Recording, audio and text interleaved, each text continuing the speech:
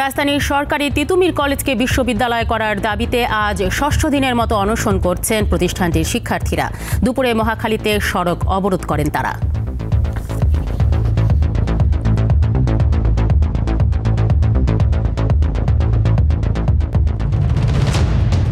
চাঁদাবাজির পথ প্রশস্ত করতে ২৪-এর শহীদরা প্রাণ দেয়নি বলে মন্তব্য করেছেন জামায়াতে ইসলামের আমির শফিকুর রহমান। আজ ফেনীর ফুলগাজীতে শহীদ ইশতিয়াক আহমদ শ্রাবণের কবর জিয়ারতের পর তিনি এ কথা বলেন।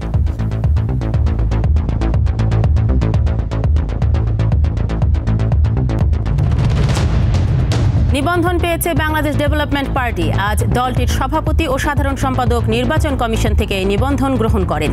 দলটির প্রতীক ফুলকপি। এখন নিবন্ধিত মোট দলের সংখ্যা ৪৯।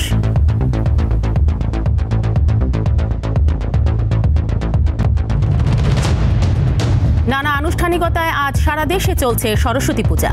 সনাতন ধর্মমতে সরস্বতী বিদ্যা, বাণী ও সুরের দেবী। মাঘ মাসের শুক্লপক্ষের পঞ্চমী তিথিতে শুভ্র রাজহংসে চেপে দেবী সরস্বতী আসেন জগতে।